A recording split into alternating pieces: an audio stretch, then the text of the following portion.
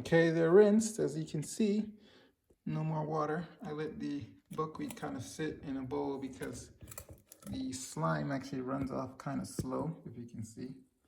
It's still draining. So I'll let that sit there for a couple seconds while we're doing the quinoa mixture.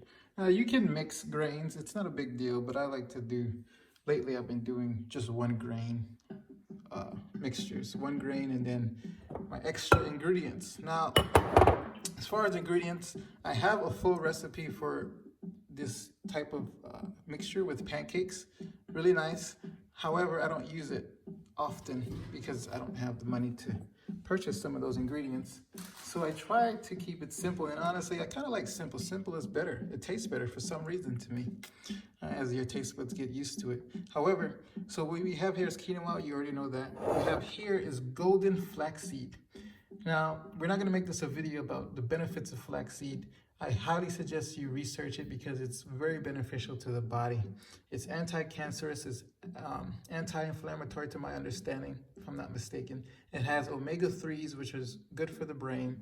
It has a high concentration of omega-3s. Usually plant fat sources just don't have that. So flaxseed is really on the top of that, and you want those omega-3s.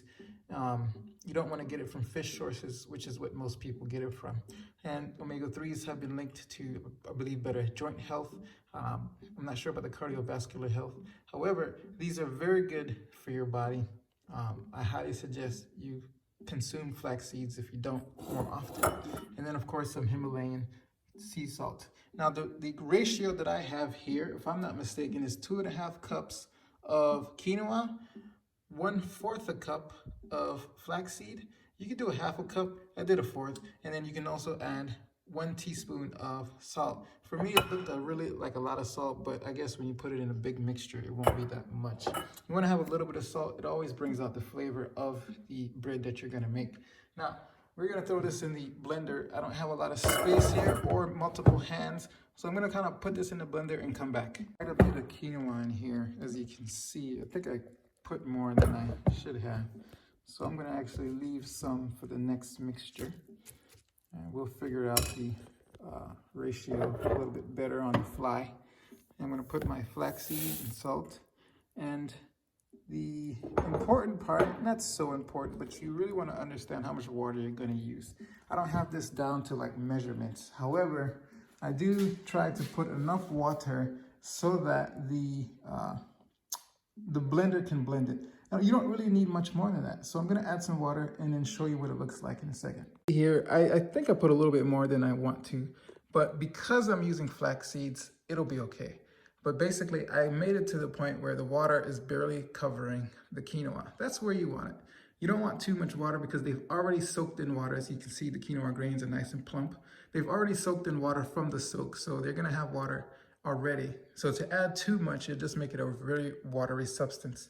However, these flax seeds are going to gel up the batter really nicely because the flax seeds gel as they soak in the water. And then it'll trap air inside from what I'm hearing. So that's also nice for making fluffier bread. It's not going to be too fluffy because there's no yeast, but it'll be a lot fluffier.